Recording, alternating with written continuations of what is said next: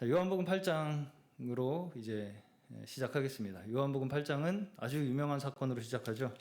간음하다 잡힌 여인, 한 여인에 대한 이야기입니다. 요한복음 8장은.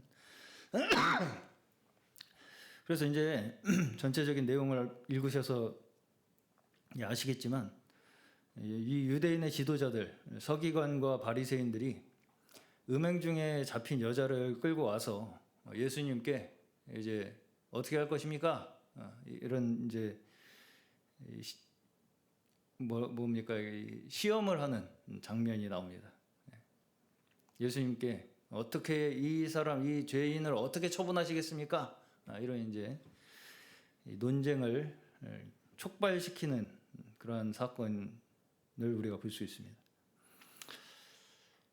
모세는 율법에 이러한 이 음행한 여자를 돌로 치라고 했는데, 그죠? 율법에서는 이런 여자를 돌로 쳐 죽여라 이렇게 이제 명하고 있는데, 당신은 이제까지 보니까 아주 마음이 넓은 것 같아. 어디 한번 이건 어떻게 하는지 한번 봅시다. 이런 사람까지 당신이 어떻게 하는지 한번 봅시다. 다 뭐 용서해주고 다 받아주자는 것 같은데, 율법도 안 지키고 안식일도 안 지키고 아주 이제 꼬투리를 하나 제대로 잡아가지고 우리가 이제 한번 어떻게 해버리고 싶은 거죠, 한마디로. 그런 마음을 가지고 지금 예수님을 시험하려고 상황을 연출하고 있다, 이렇게 말씀에 나오죠. 네.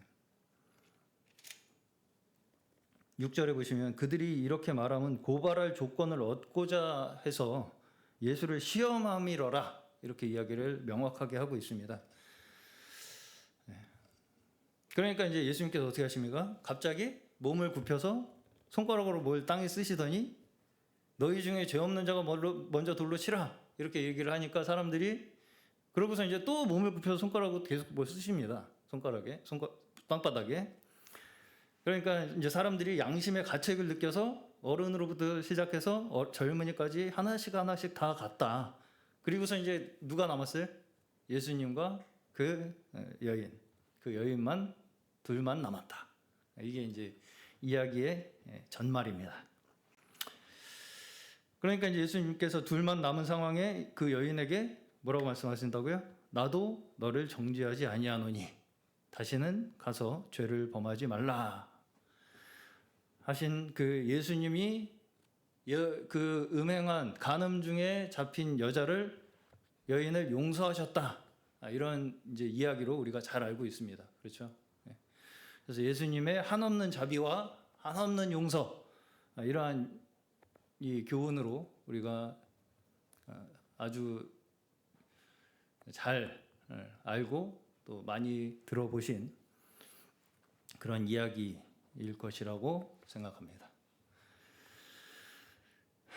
자, 물론 예수님의 용서가 주제인 것은 사실입니다. 예수님께서 이 간음 중에 잡힌 이 여자를 용서하신 그 사건이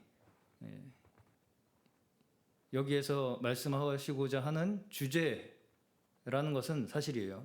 용서. 자, 근데 문제는 뭐냐? 어떤 배경에서 이렇게 예수님의 용서라는 것이 지금 우리에게 보여지고 있느냐? 용서라는 것이 어떻게 우리에게 지금 가르쳐지고 있느냐? 이것을 우리가 좀 살펴봐야 됩니다.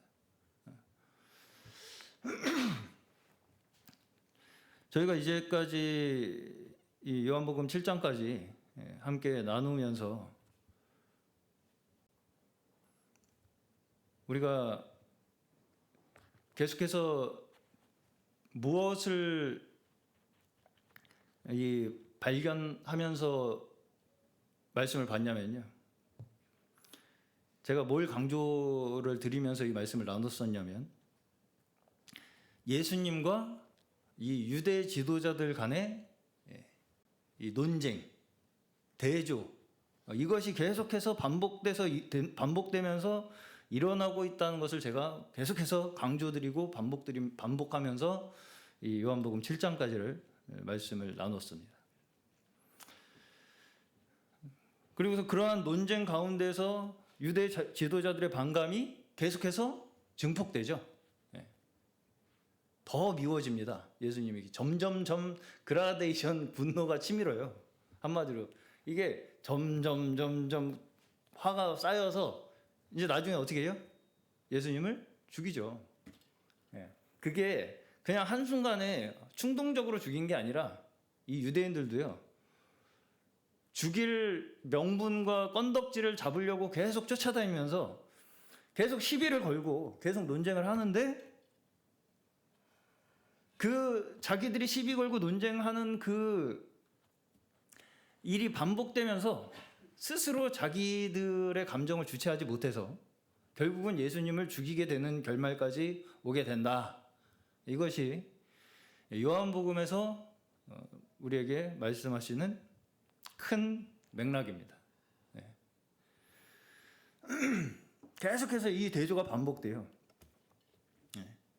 유대 지도자들이 예수님한테 이 논쟁을 걸고 시비를 걸고 그것에 대해서 자신들이 뭔가 대답할 말도 없고 오히려 이렇게 책망을 당하고 이런 상황이 반복이 되면서 열이 계속 뻗치는 거죠. 유대인들이 계속 열이 뻗치다가 못해 이제 죽이려고 어떻게 하면 죽일 수 있을까를 고민하다가 이제 죽이기까지 되는 그러한 이야기가 요한복음의 이야기입니다.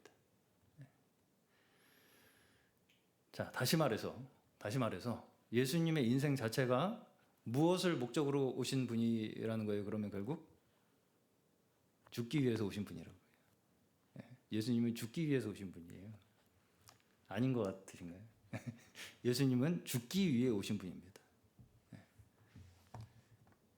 그러면 예수님이 어쩌다가 말을 내가 하다 보니까 죽게 됐나요? 예수님은 처음부터 내 때를 계속 얘기하시죠. 내 때가 있다. 내 때가 와야 한다.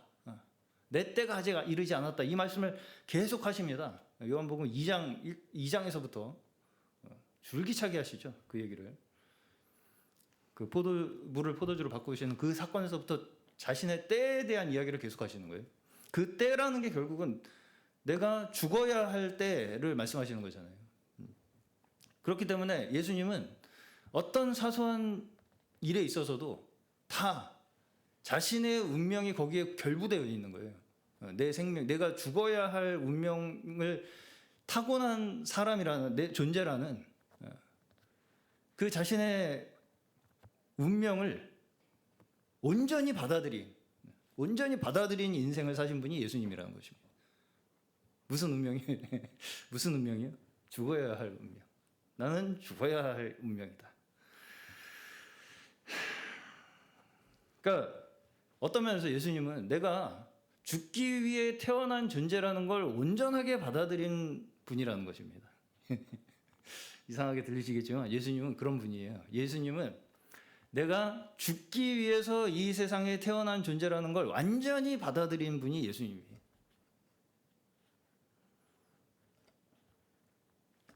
자, 그러면 죽음을 온전히 받아들인다는 것이 무엇을 의미하는 것일까? 이것을 이제 한번 생각해 봐야 되겠죠. 죽음을 온전히 받아들인다는 것. 자, 우리가 이 말씀을 들을 때 교회에서 이제 설교를 들어보시면 이런 말 많이 듣죠. 우리가 십자가에서 옛 생명이 죽었다. 우리는 다 죽은 자들이다. 이런 이야기를 많이 듣죠. 자, 한 구절 보겠습니다. 에베소서 2장 1절에 보시면 그는 허물과 죄로 죽었던 너희를 살리셨도다. 이렇게 말씀을 하십니다. 그럼 여기서 보시면 허물과 죄로 죽었던 너희를 살리셨도다라고 한다면 우리는 죄로 죽을 뻔했던 자들입니까? 이미 죽었던 자들입니까? 이미 죽은 상태였던 사람들이라는 거죠. 이미 우리는 죄로 인해서 죽은 상태에 있던 자들이라는 거예요. 한마디로 우리는 시체였다는 것입니다. 우리는 시체였다. 그러니까 살아있는데 죽을 뻔한 사람을 안 죽게 해주는 게 아니라 살아있어. 살아있는데 죽을 것 같아. 이 사람 얘가 이러다가 죽을 것 같아. 그래서 안 죽게 살려준 게 아니라 이미 죽었던 자들을 살려주셨다는 것입니다. 예.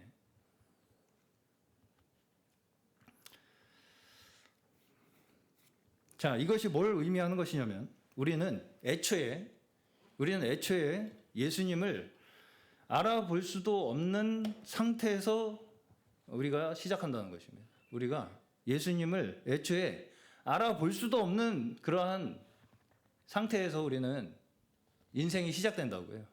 네. 나는 태어날 때부터 예수님을 알았다. 그런 사람 없습니다. 그런 사람 없어요. 예수님을 아무도 못 알아보는 상태에서 우리는 다 시작합니다. 생명이 뭔지도 모르고 빛이 무엇인지도 모르고 아무것도 우리는 진리도 무엇인지 모르는 그러한 세상 속에 예수님이 오셨다는 것이 요한복음에서 줄기차게 우리에게 강조하는 것입니다. 예. 아무도 모르는 세상 속에 예수님께서 오셨다. 완전한 어둠 속에 예수님께서 오셨다. 빛으로 오셨다. 이것이 요한복음에서 계속해서 강조하는 거예요. 조금이라도 알아볼 사람 있을까 해서 오셨다. 이거 없습니다. 그런 말이 없어요. 성경에. 예. 조금이라도 누가 알아볼까 해서 왔다. 예수님이. 알아보는 사람 내가 찾으러 왔다. 그런 거 아니고요. 완전한 어둠 속에서 예수님께서 빛으로 오셨다. 이것이 성경의 말씀입니다. 자, 이것에 관련해서 제가 한 가지 퀴즈를 한번 내보겠습니다. 퀴즈. 네. 어떤 공동묘지예요. 천사가 왔어. 그래서 그 공동묘지에 있는 시체들한테 내가 이제 나팔을 불 텐데 저 앞에 보이는 소나무까지 뛰어갔다가 오는 사람 100명까지 내가 다시 살려줄게. 어? 공동묘지 시체한테. 어? 내가 저 앞에 소나무 보이지? 그 소나무까지 뛰어갔다 오는 사람 100명, 선착순 100명 내가 살려줄게. 예. 그래서 천사가 나팔을 불었어. 그래서 시체들이 뛰어왔어요. 그리고 100명까지 잘랐어. 그러면 이 100명은 언제 구원을 받은 것입니까? 자, 1번 뛰기로 결심했을 때, 2번 그 천사의 말을 듣고 나는 100등 안에 들 거라고 결심했을 때, 3번 100등 안에 진짜 골인 했을 때. 자, 3번 셋 중에 하나. 셋 중에 하나 아니어도 됩니다. 오, 야. 저 사실 그 말 듣고 이해가 전혀 안 갔어요. 안 갔어요? 아니 보면 공동묘지에서 천사가 내려오는 거는 이해가 가는데. 그건 갔는데. 이해가 안 가는데. 네. 시체들한테 말 건 거는 좀 어떻게 알아듣나 해서. 어떻게 알아듣나 해서. 그럼 언제 구원받은 거예요? 몰라요. 모르죠. 그러니까 모르는 거예요, 그게. 시체는 나팔 소리고 나발 소리고 못 듣죠. 못 듣죠. 자, 이미 그 시체가요, 그 소리를 듣고 뛸 수 있게 되었다는 것 자체가 구원을 얻었다는 증거입니다. 자, 다시 그 시체가 그 말을 듣고 뛸 수 있게 되었어. 한마디로 나 뛰어야겠네. 혹은 100등 안에 들어야겠네. 이런 생각을 다 하는 그 자체가 구원을 얻었기 때문에 할 수 있는 생각이지, 내가 100등 안에 들어야 구원을 받는 것도 아니고 뛰겠다고 결심을 해서 구원을 받는 것도 아니고. 네. 그렇죠. 네. 100등 안에 내가 들어서 구원을 받는 것도 아닙니다. 심지어. 네.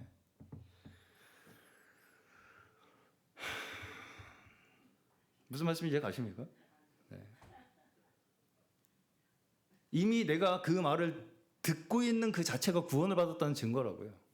네. 그렇죠.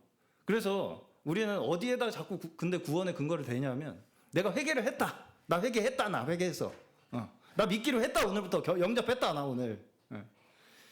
열심을 가지고 하나님을 섬기기로 했다. 그래서 봉사하기로 했다.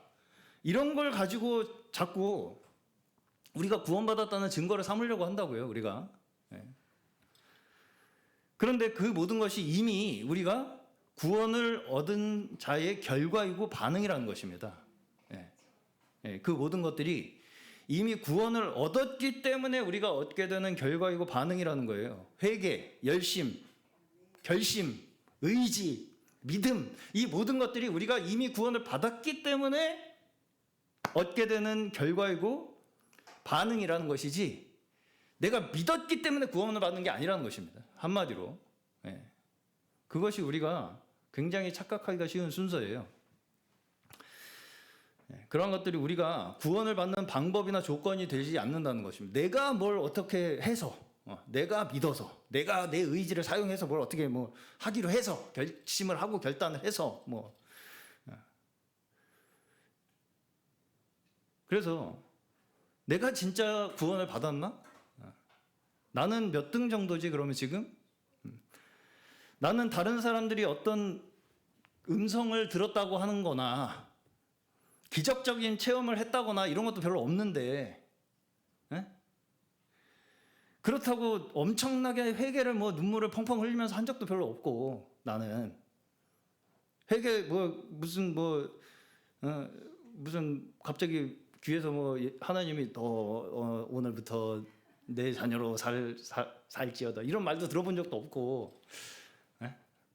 너 이제부터 내일 해라 이런 말 들어본 적도 없고, 예? 그렇다고 굳은 각오가 있어서 아주 확고한 믿음으로 내가 살고 있는 것 같지도 않고, 그럼 내가 진짜 구원받은 게 맞나? 이런 생각들을 다 해요. 예. 심지어 제 사촌 동생도 이런 고민을 하더라고요. 예. 사촌 동생. 예. 요새 아주 자주 만나는 사촌 동생. 예. 예. 나 구원 안 받은 것 같다는 거예요, 본인이. 이렇게 뭐 내가 그렇게 뭐 열심히 뭘 하는 것 같지도 않고 이게 구원 받은 게 맞나? 이렇게 생각을 해요. 예. 난 무슨 뭐 체험을 한 것도 아니고, 무슨 음성을 들은 것도 아니고, 예. 무슨 엄청난 회개를 한 것도 아니고, 무슨 굳은 결심이 있는 것도 아니고. 자, 이런 의문, 제가 그래서 뭐라고 대답을 했냐? 네가 지금 그런 고민을 하고 있다는 그 자체가 이미 구원받은 거다. 구원을 받지 않은 사람은 그런 고민도 안 합니다. 내가 지금 구원받은 게 맞나라는 고민 자체를 안 해요. 구원이라는 것에 대한 의식 자체가 없습니다. 구원받지 않은 사람은요. 무슨 말씀인지 이해가시죠? 네. 이런 의문 자체가요. 우리가 가지는 그런 의문들 있잖아요. 아, 내가 진짜 구원받은 사람 맞나? 진짜 하나님이 나와 함께 하고 계신가 지금? 이런 의문 자체가 이미 하나님의 말씀을 우리가 들을 수 있도록 하나님께서 우리를 깨우셨기 때문에 가지는 고민이고 생각이고 의문들이라는 것입니다. 네. 한마디로 잘 해봐야 되겠다는 거 아니에요. 네. 잘 해보고 싶다는 거 아니겠습니까? 네. 그렇죠? 근데 자꾸 우리는 내 결심과 내 의지와 나에게서 자꾸 찾는다고요. 그 어떤 믿음이라는 흔적을. 오히려 성경에서 문제가 되는 것은요. 성경에서 문제는 오히려 어떤 사람들이 문제냐? 내가 가진 결단이나 내가 가진 의지나 내가 가진 헌신 같은 것들을 가지고 지금 당장 스스로 내 확신을 만들어내려고 하는 사람들이 문제가 됩니다. 그게 유대인들이잖아요. 네. 나 이렇게 열심히 했는데. 그러니까 나 같은 사람이 구원받아야지 너 같은 사람이 왜 구원받아? 그러니까 서슴없이 사람 끌어다가 그냥 앉혀놓고서 죽일까 말까를 고민하는 거죠. 네.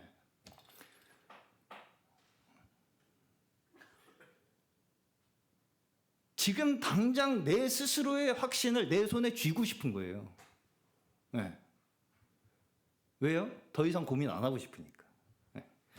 자, 확신은 하나님께서 주시는 것입니다. 확신은요, 우리가 구원받았다는 확신은 내 스스로 나의 내부에서 찾는 게 아니라 하나님께서 나에게 주시는 거예요. 외부에서 주시는 것입니다.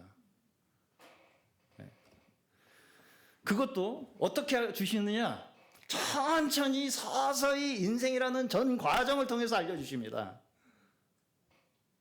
구원의 확신이라는 것을요, 서서히 천천히 인생이라는 과정에 하나님께서 우리와 함께 하심으로 알려주신다. 나는 갑자기 어느 날 몇 날 며칠 몇 월 며칠 몇 시 몇 분 몇 초에 알았다. 이런 식으로 가지게 되는 것이 아니라는 것입니다. 실제로 그런 사람들이 있어서 하는 얘기예요. 웃을 일이 아니라. 그래서 나는 구원받았다. 이런 식의 구원 확신은 제가 몇 번 말씀을 반복해서 드리지만 아주 위험한 확신입니다. 아주 위험한 확신. 내가 알았다는 거 아니에요. 그 순간 나는 딱 알았어 뭘. 그 손에 꼭 쥐고 싶은 거잖아요. 그 구원인이라는 어떤 그 이 확신을 손에 꼭 쥐고 싶은 거잖아요. 꼭. 더 이상 말하자면 어떤 고민을 안 하고 싶은 거잖아요. 근데 오히려 성경에서는 어떻게 말씀할 수 있느냐? 구원 얻은 분의 고백을 하나 보겠습니다. 시편 40편입니다.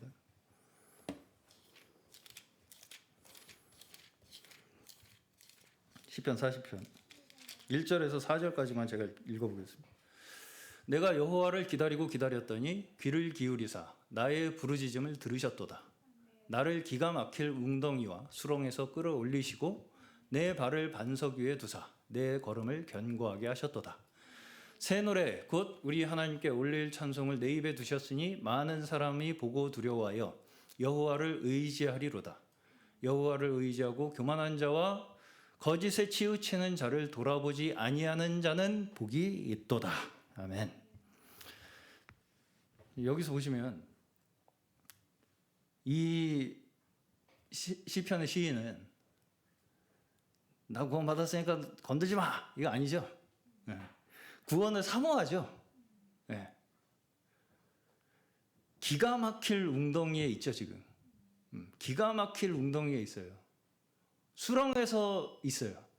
그걸 누가 끌어올리신다고요? 하나님께서 끌어올리신다는 거죠. 어떤 때요? 내 부르짖음을 들으셔서. 그러니까 나는 부르짖기만 하는 거예요, 사실.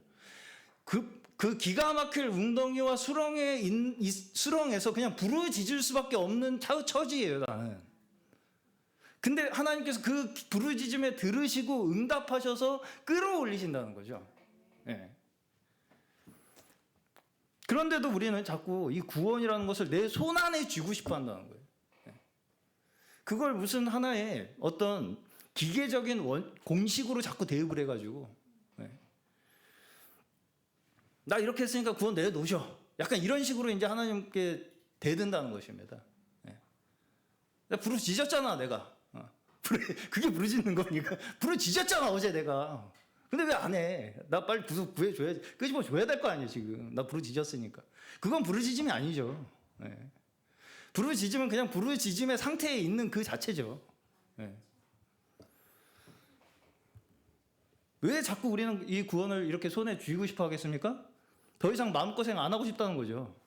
더 이상 마음고생 안 하고 싶다는 겁니다. 기가 막힐 웅덩이 이제 그만 있고 싶다는 겁니다. 수렁에 그만 있겠다는 거예요. 있고 싶다는 거예요. 그렇죠. 그만 거기서 그만 이제 나왔으면 좋겠다 나. 그래서 우리 기도가 왜 응답이 잘 안 되냐면 그 기도의 거의 목적이 뭐냐면 이제 더 이상 하나님 좀 안 찾아도 되게 좀 해주세요. 라서 기도 응답이 안 되는 거예요. 이제 좀 나 고생 좀 안 시키시면 나 하나님은 안 찾아도 되잖아요. 왜 계속 이렇게 나 우는 소리 들어가시면서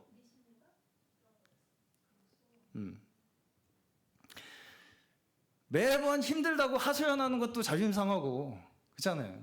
매번 힘들다고 하소연하는 것도 하나님 앞에 그렇게 부르짖는 것도 자존심 상하고 남보기도 창피하고 믿는다는 사람이 맨날 그렇게 부르짖기나 하고 이제 좀 체면 좀 살려주십시오. 좀 이제 하나님 그만 찾아도 되게 좀 해주십시오. 좀 고생 좀 그만 시키시고 좀 고생 안 시키면 이럴 필요도 없지 않습니까? 우리 서로 피곤하게. 그래서 응답이 안 되는 겁니다. 그래서 응답이 안 되는 거예요. 그러니까 당장에 내가 생각하는 그 문제를 해결해 달라는 거죠, 그냥. 예. 그러면 내가 하나님이 나를 위해서 뭐 하고 계시는지 안 하고 계시는지 그걸 믿어볼 의향이 있다. 그런 겁니다. 그런 기도가 거의 우리가 하는 기도의 대부분이에요, 사실. 이번 것만 잘 성사시켜 주시면 그거잖아요. 이번 것만 잘 성사시켜 주시면 제가 그 은혜는 평생 잊지 않겠습니다. 라고 하는 사람치고 그 은혜를 평생 안 잊는 사람 한 번도 보지 못했습니다. 사람은요, 한 번 성공하고 나면요,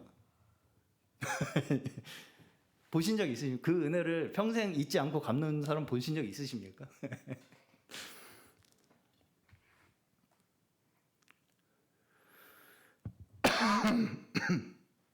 이걸 반대로 얘기하면, 거꾸로 뒤집어서 얘기하면, 저 자꾸 이렇게 어렵게 하시면 하나님도 재미없습니다. 협박하는 거예요. 저 이렇게 자꾸 어렵게 만드시면 하나님도 재미없어요. 그러니까 인생의 문제들을 싹 제거해서 내가 지금 눈앞에 보이는 그 문제들 있잖아요. 지금 내가 마음고생 하잖아, 이것 때문에 하나님.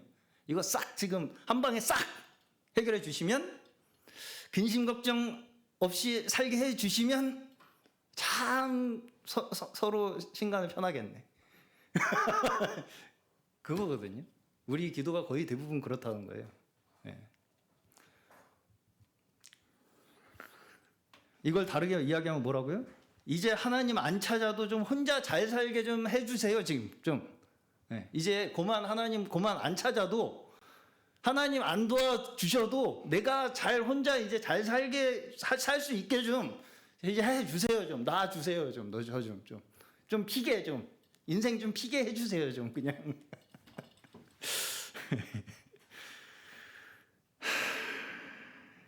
그게 우리가 생각하는 하나님 앞에 우리가 구하는 기도의 대부분의 내용이라서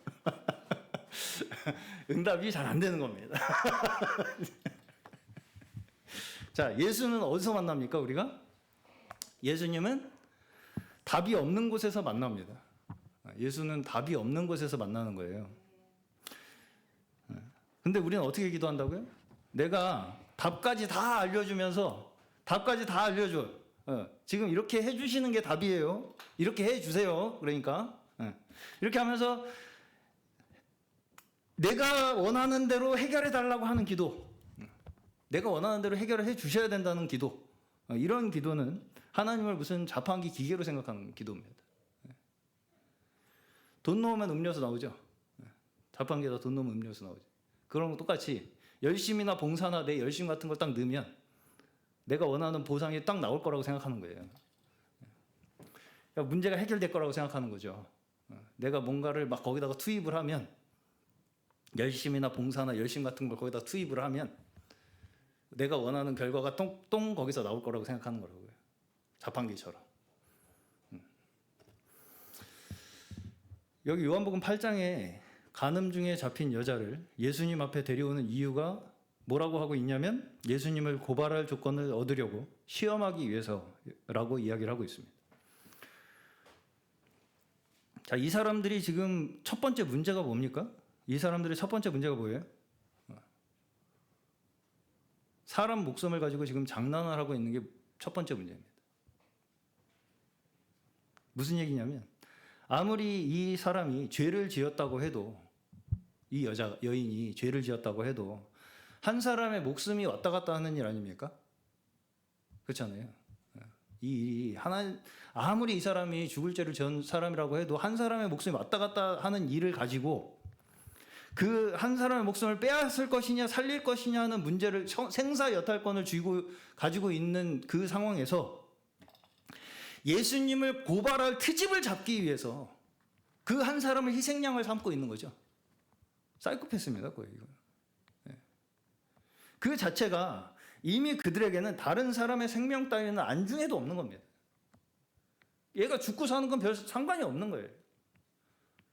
오직 뭐예요, 지금 관심사는? 예수를 어떻게 트집 잡아가지고 잡아 죽일 것이냐. 거기에만 관심이 있어요. 이 여자가 죽일 사람이냐 살릴 사람이냐는 별로 큰 관심이 없어요. 죽일까 살릴까 이걸 자기들끼리 그 트집 잡으려고 건수로다가 사용하잖아요. 지금 이 사람 한 사람의 생명을 가지고요. 자, 율법의 원래 목적이 뭡니까? 율법의 원래 목적은 이미 우리가 아무도 율법의 요구를 이루지 못한다는 우리의 현실을 보여주기 위한 것이 율법입니다. 우리가 아무도 율법의 요구를 이루지 못한다는 현실을 보여주기 위한 목적으로 주어진 것이 율법이에요. 제가 의도한 건 아니지만 참 공교롭게도 주일에 나눈 출애굽기와 계속 이 주제가 겹치고 있습니다. 율법의 요구를 아무도 이루지 못한다는 현실을 알려주기 위해서 주어진 게 율법이라고요. 자, 그러면 율법은 지켜야 됩니까? 안 지켜도 됩니까? 지켜야 돼요? 지켜야 돼요? 네? 율법을 지켜야 된다, 말아야 된다를 우리가 생각하는 그 자체가 사실은 의미가 없다. 왜? 우리는 어차피 율법의 기준 아래서 살아가는 사람들이거든요. 제가 주일에도 말씀드렸지만 그게 싫고 좋고 간에 우리는 이미 그 율법이라고 하는 하나님께서 두신 창조 질서 안에서 살아가는 자들이고요.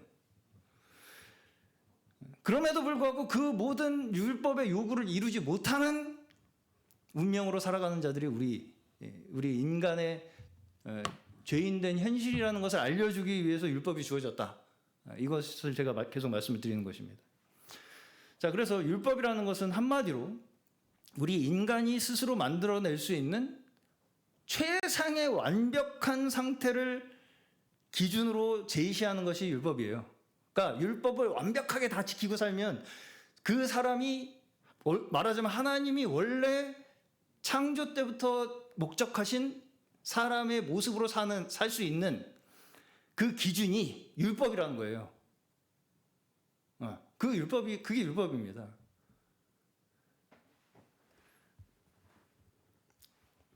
그래서 우리는 어떻게 이 율법을 생각하냐면 우리는 어떻게 이 율법을 자꾸 생각하게 되냐면 최대한 완벽을 기해서 100%는 아니더라도 한 90%, 99%라도 완벽하게 조금의 실수도 하지 않기 위해서 최선을 다합니다. 율법을 맞추기 위해서 내가 율법에 맞는 완벽한 사람이 되기 위해서 100%는 못할지라도 99%도 안 될지라도 한 92%, 93%라도 최선을 다해서 스스로 내가 만들어낼 수 있는 만큼의 완벽을 기하기 위해서 조금의 실수도 하지 않기 위해 최선을 다해 살아간다고 우리가 다.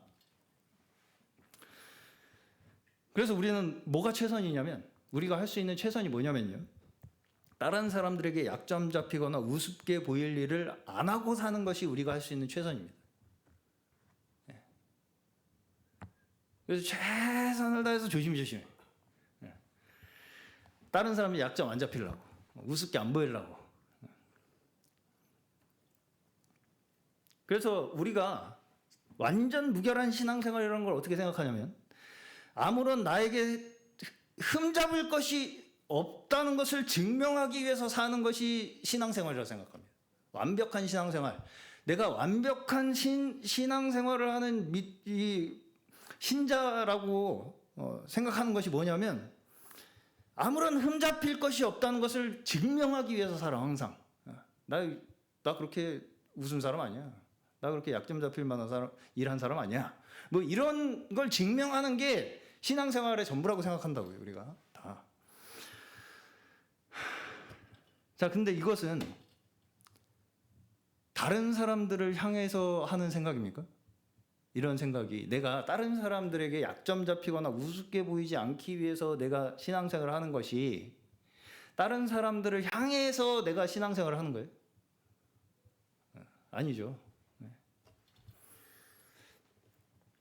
다 내가 어떤 사람이 될 것인가에만 관심이 있어요. 그렇지 않아요? 우리의 신앙생활은요, 다 내가 어떤 사람이 될 것인가에만 관심이 있어요.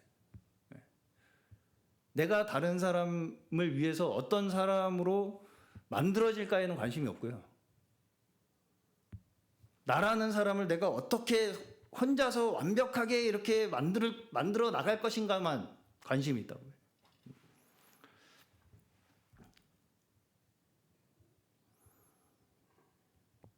자, 예수님께서 성육신 되어 오신 것은 그 자체로 예수님은 이미 흠을 가지고 오신 겁니다. 그렇죠? 그렇죠. 네. 죄가 없으신 분이 죄된 육신의 몸을 입고 오셨잖아요. 그렇다는 것 자체가 이미 예수님은 흠을 가지고 감안을 하시고 오신 거예요. 완벽한 것으로 우리에게 증거하시려고 하셨다면 사람이 되어 오실 필요가 없죠.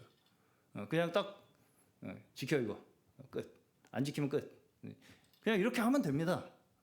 완벽하게 된다면, 완벽한 것을 기한다면. 지금 간음 중에 잡힌 여인에 대해서 예수님께서 나도 너를 정죄하지 않냐 한다라고 하는 말씀을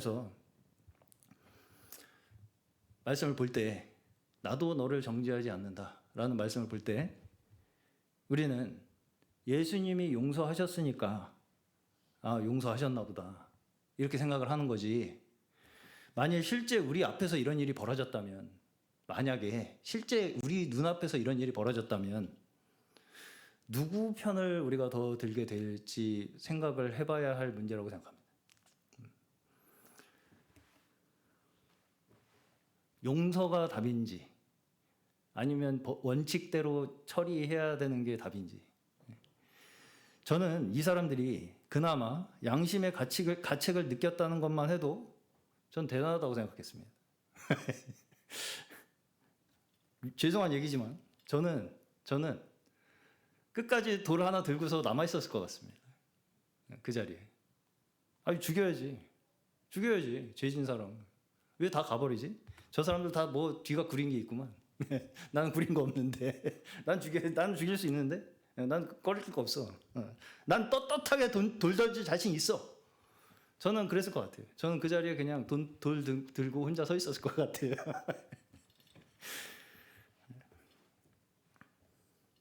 저희 모두가 혹시 어떤 죄인을 향해서 그런 마음을 가지고 있는 것이 아닌지 한번 되돌아봐야 하지 않을까 싶습니다. 자, 여기서 한 가지 우리가 이제 드는 의문이 있습니다. 고린도 전서에 보시면 음행한 사람을 교회에서 치리하라는 말씀이 있어요. 고린도 전서에 보시면 음행한 사람을 교회에서 내쫓아라 이런 말씀이 있습니다. 그러면 예수님처럼 용서해야 됩니까? 내쫓아야 됩니까? 예수님처럼 용서해야 돼요? 내쫓아야 돼요? 이정은 자매 어떻게 해야 돼요? 고린도전서에 내쫓으라고 예수님은 용서해 주셨는데.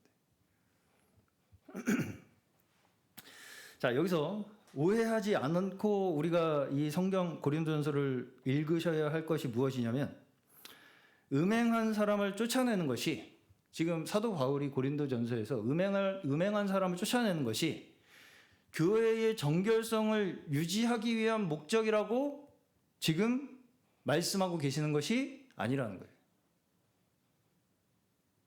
자, 다시 말해서 저 더러운 놈을 쫓아내야 너희가 깨끗해진다 라고 하는 의미로 지금 사도 바울이 말씀하고 계시는 것이 아니라는 거예요. 그렇게 받아들이신다면 성경을 아주 잘못 읽고 계시는 것입니다. 저 더러운 놈만 쫓아내면 우리 교회는 깨끗해져 라고 하는 목적으로, 그러한 뜻으로 지금 사도 바울이 그 음행한 사람을 교회에서 내쫓으라고 하고 계시는 것이 아니라는 거예요. 아닙니다. 아니에요. 그걸 굉장히 오해하시면 큰일 납니다. 그러면요. 그럼 왜 이런 얘기를 하십니까 지금?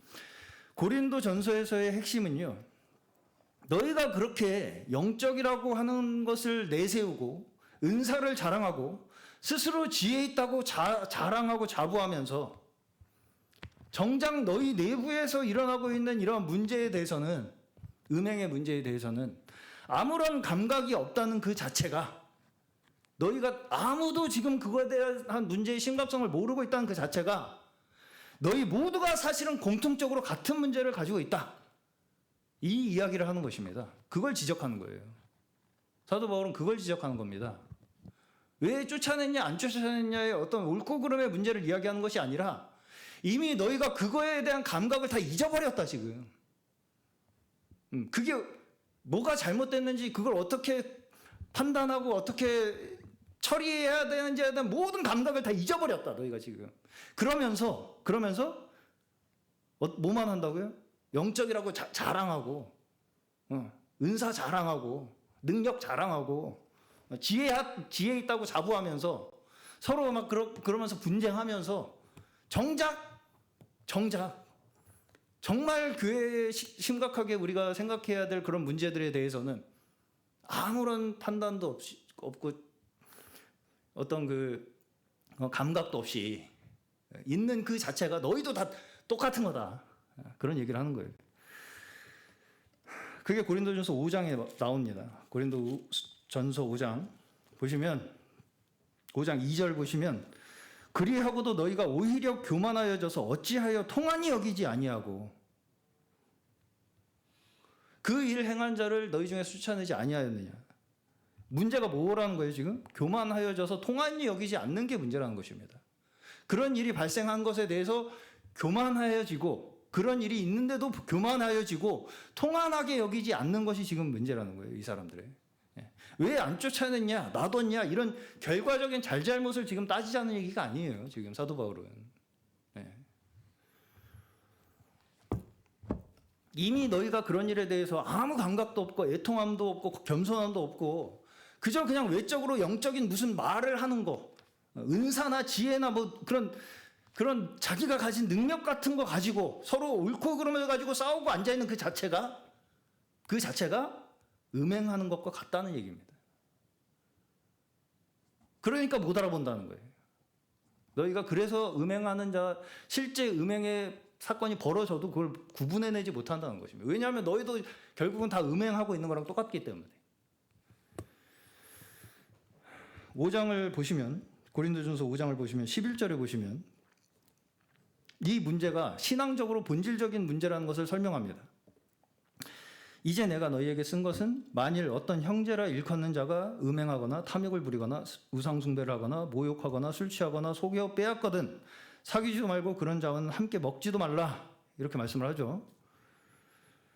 자 여기 보시면 음행한 어떤 한 사람이 그 사람 이야기에서 어디로 옮겨갑니까? 형제라 일컫는 어떤 사람. 그렇죠? 음행한 어떤 특정한 사람의 이야기에서 형제라 일컫는 어떤 사람의 이야기로 연결이 됩니다. 그렇죠? 그리고 사안도 어떤 한 사람이 한 음행의 사건에서 이제 음행뿐 아니라 탐욕, 우상숭배, 모욕, 술 취함, 사기로 확장이 됩니다. 그렇죠? 이 사안이 확장이 된다고요. 자, 지금 바울이 교회에 무엇을 말하고 싶은 것처럼 느껴지십니까? 6절이 그 핵심이에요. 너희가 자랑하는 것이 옳지 아니하도다. 적은 누룩이 온덩이에 퍼지는 것을 알지 못하느냐. 적은 누룩이 온덩어리에 퍼지는 것을 또 알지도 못하면서 뭘 자랑하느냐는 것입니다. 그러면서 묵은 누룩을 내어버리라고 말씀하죠. 그러면서 묵은 누룩은 내어버려라. 여기에 묵은 누룩이 무엇입니까? 이 묵은 누룩이 그 어떤 음행한 어떤 한 개인을 지칭하는 것이 아닙니다. 그렇게 받아들이시면 안 돼요. 묵은 누룩을 내어버리라는 이야기를 그 음행한 애를 쫓아내는 게 묵은 누룩을 버리는 거라고 연결시키시면 안 된다고요.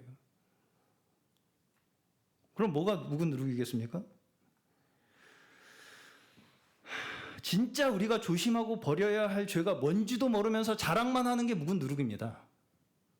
진짜 우리가 조심하고 버려야 할 경계해야 할 죄가 뭔지도 모르면서 자랑만 하고 앉아있는 게 묵은 누룩이에요.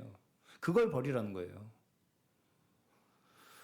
8절에 묵은 누룩으로도 말고 악하고 악의에 찬 누룩으로도 말고 누룩이 없이 오직 순전함과 진실함의 떡으로 하자 이렇게 말씀합니다. 자, 우리가 어떤 사람을 두고 그 사람이 죄인이다. 그 사람 참 문제거리다. 골칫거리다. 라고 할 때 그런 사람 있긴 있죠. 살다 보면 그런 사람 하나씩 있습니다.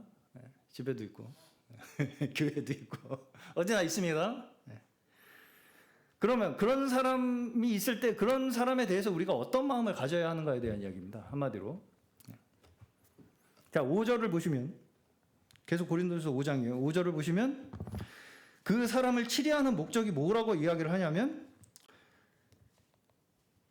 이런 자를 사탄에게 내주었으니 이는 육신은 멸하고 영은 주 예수의 날에 구원을 받게 하려 함이라. 이렇게 말씀을 합니다. 그 사람을 치료하는 목적이 뭐라고요? 그가 구원을 얻게 하기 위한 것이 목적이라고요. 잘라내 버리는 게 목적이 아니고요. 그 사람이 구원을 얻게 하는 것이 목적입니다. 치리도 나를 위한 게 아니라 그 사람을 위한 거예요. 치리도요. 이 사람 잘라내서 내가 깨끗해지겠다가 아니고요. 이 사람을 어떻게든 구원을 얻게 하도록 도와주기 위해서 하는 게 치리라는 것입니다.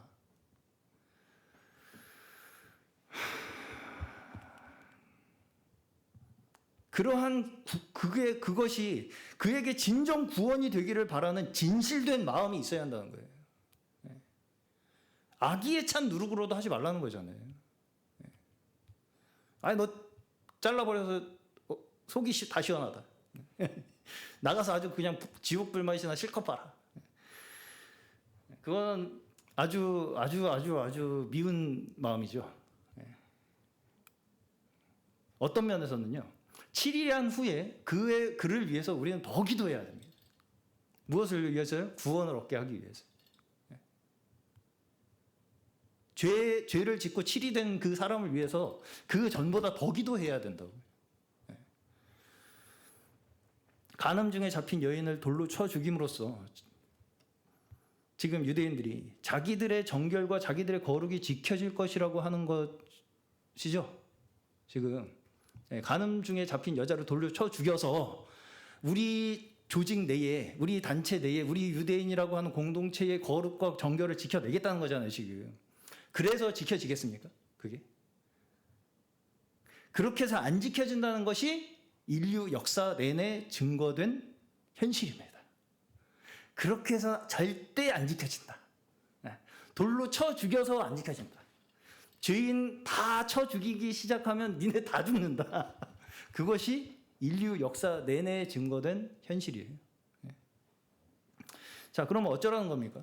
지키라는 것입니까? 말라는 것입니까? 어떻게 하라는 거예요? 율법 지키라는 거예요? 말라는 거예요? 그것이 우리가 율법 앞에서 자연스럽게 하게 되는 고민입니다. 지키지 못할 걸 왜 줬냐? 그렇죠? 아니 죽이라면서 언제는. 근데 왜 또 지금 죽이지 말래? 이해가 안 가요. 답이 없습니다. 죽여가지고 답이 안 나온다는 거죠. 그래서 어떻게 해요? 우리는 어떻게 할 수밖에 없다고요? 우리가 답이 없다는 걸 인정하고 고백하고 애통하고 통회할 수밖에 없다는 거예요. 부르짖을 수밖에 없다는 것입니다. 그래서 우리에게서는 답이 절대로 나올 수가 없으니까요. 우리는 부르짖는 것밖에 할 수 없는 자들이다. 그 부르짖음에 하나님께서 응답하신다는 것입니다. 우리가 답이 없는 그 막다른 골목에 율법이 그 막다른 골목으로 우리를 밀어 넣는 거거든요. 그 막다른 골목에 다다른 우리가 이러지도 저러지도 못하는 이 빠져나갈 수 없는 이 함정에 빠진 우리 처지를 애통해하면서 부르짖는 답이 없는 그 부르짖음에 하나님께서 응답하신다. 그 응답으로 오신 분이 바로 예수 그리스도이십니다. 자, 생명은 조건으로 우리가 지킬 수 있는 것이 아닙니다. 요한복음 10장 10절에 내가 온 것은 양으로 생명을 얻게 하고 더 풍성히 얻게 하려는 것이라고 말씀합니다. 간음 중에 잡힌 여인은 율법대로라면 분명하게 죽어야 할 죄인입니다. 간음 중에 잡힌 여인은 율법대로라면 이 사람들 말이 맞아요. 죽어야 돼요. 돌 맞아 죽어야 됩니다. 그럼에도 불구하고 예수님께서 나도 너를 정죄하지 아니하노니 가서 다시는 죄를 범치 말라라고 라고 하심으로써 그녀를 구원하시죠. 그것이 그 여인에게 구원이 되죠. 네. 자, 그러면 예수님의 용서에 대해서는 이해가 가요. 예수님이니까 용서해 주셨지. 그러면 무조건 다 용서해 주란 얘기인가, 그러면? 이런 의문이 이제 다 또 들게 됩니다. 어떤 사람이 그럼 뭔 잘못을 해도 다 용서해 주면, 그러면 나쁜 놈들은 다 그냥 지 마음대로 살고 더 나쁘게 살 텐데, 그게 그러면 맞는 건가? 자, 여기에서 용서라는 것에 대해서 제가 오늘 정리를 하고 마치려고 합니다. 자, 용서. 제가 오늘 드리고 싶은 용서에 대한 이 설명은 뭐라고 설명을 드리고 싶냐면, 그 사람의 다음을 기대해 주는 게 용서다. 저는 그렇게 말씀을 드리고 싶습니다. 무슨 얘기냐면, 용서라고 하면 우리가 그냥 없었던 일로 해주고 잊어버리고 그냥 꾹 참아주고 이런 걸로 생각을 많이 하잖아요. 그냥 없었던 일로 모른 척하고 그냥. 근데 아무리 우리가 모른 척하고 없었던 일로 생각하고 용서를 한다고 해도 그 사람에 대한 그 사건은 절대로 우리의 머릿속에 지워지지 않습니다. 언젠가 다시 살아나요. 자, 어떤 사람이 어떤 사람에게, 자기가 정말 원수처럼 생각하는 어떤 사람에게 원한을 가지고 평생을 산 사람이 있어요. 평생을 원한을 가지고 살았어, 그 사람에게. 그래서 이제 오랜 시간이 흐른 후에 그 원한을 가진 사람을 만났어. 원수같이 생각한 그 사람을 만났어. 근데 변했어, 그 사람이. 기분이 좋을까요? 안 좋을까요? 오히려 증오가 일어나는 것을 볼 수가 있다는 거죠. 왜냐하면 그 사람은 그런 나쁜 놈이어야 내가 이제까지 가지고 있던 내 증오와 분노와 원망들이 정당화가 되기 때문입니다. 그러나 예수님께서는 어떻게 하신다고 우리에게? 가서 다시는 죄를 범하지 말라. 우리에게 그 기대를 해주시는 거죠. 이 예수님께서 다시는 가서 죄를 범하지 말라는 말씀은요, 우리에게 거시는 기대입니다. 예수님께서. 너 내가 용서해 줬는데 또 그러면 이제 국물도 없다. 이거 아닙니다. 그거 아니에요. 이 예수님께서 너 가서 다시는 죄를 범하지 말라라는 이 말씀이요, 너 내가 이번에 한 번만 용서해 줄 텐데 또 그러면 너 이제 다음부터는 국물도 없어. 이 말씀이 아니에요. 그런 말이 아니라 예수님께서 우리에게 거는 기대에 대한 이야기입니다. 어떤 기대요? 다시는 가서 죄를 범하지 않을 수 있는 사람이라고 기대를 해주시는 거라고요, 우리에게. 용서를 받은 자들이, 용서를 받은 죄인이 용서를 받은 사람으로서 다시는 그 죄를 범하지 않을 수 있는 사람이라는 기대를 해주심으로써, 예수님께서 해주심으로써 그 기대가 우리에게 생명이 된다고요. 소망이 되고. 이 세상에 그런 기대를 안 해주거든요. 그냥 너는 그런 사람으로 끝내버리고 싶어 하거든요, 이 세상은. 죄 지은 그 간음 중에 잡힌 여인은 넌 간음했으니까 그냥 죽어야 될 사람으로 그냥 끝내버린다고요, 이 세상은. 네. 우리가 다 서로에게 그렇게 생각한다고요. 너 그런 사람이잖아, 그냥. 그렇게 그냥 낙인 찍고 싶어 한다고요, 우리는. 다 서로에 대해서. 그 사람의 다음을 기대해 주지 않아요. 너 앞으로 안 그럴 수 있어 라고 하는 그 믿음을 서로에게 주는 것이 진정한 우리에게 소망이 되고 기쁨이 되고 생명이 된다는 것을 예수님이 우리에게 말씀하시는 것입니다. 그것이 진정 우리가 죄에서 벗어나 자유를 누리며 살아가도록 하시는 것입니다. 그 다음을 우리에게 기대하시는. 자, 교회에서 치리는 반드시 필요합니다. 자녀에게도 훈육은 필요해요. 하나님도 자녀들을 징계하신다고 말씀하시죠. 용서라는 것이 뭔 짓을 해도 방치하는 것이 용서가 아닙니다. 방치가 아니에요, 용서는. 그럼 뭐가 용서냐?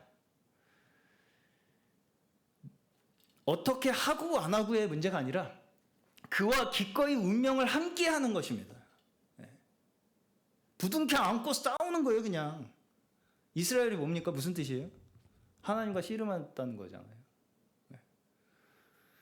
하나님께서 우리와 운명을 함께 하시겠다는 거예요. 부둥켜 안고 씨름하시겠다는 거예요. 그냥 이 밖에서 그냥 어떻게 되든 말든 잘하면 상 주고 못하면 벌 주고 그냥 그렇게 밖에서 그냥 판단하시는 분이 아니라 부둥켜 안고 그 운명을 같이 하시는 분이라고요.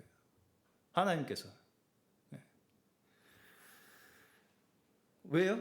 어떻게든 죄에서 벗어나서 구원을 얻도록 하시고자 하시는 그 하나님의 열심 때문에 우리를 끝까지 놓지 아니하시고 우리를 붙들고 끝까지 씨름하시고 싸우시고 고민하시고 징계하시고 또 결국은 예수 그리스도께서 죽으시기까지 우리를 그 죄에서 벗어나서 구원을 얻도록 우리를 향해서 여전히 행하고 계시는 하나님의 열심인 줄로 믿습니다. 자, 우리 또한 그러한 예수 그리스도의 형상을 본받아서 우리도 그런 하나님의 열심의 증거가 되어야 되겠죠. 예수 그리스도께서 우리 이웃들과 가족들과 지체들에게 기대를 해주셨듯이 우리도 우리의 이웃들에게, 우리의 가족들에게, 우리에게 지체들에게 앞으로의 그의 인생을 기대해 줌으로써 우리가 서로에게 소망이 되고 생명이 되고 기쁨이 되고 은혜가 되는 귀한 하나님의 자녀들이 되시기를 주의 이름으로 축원합니다.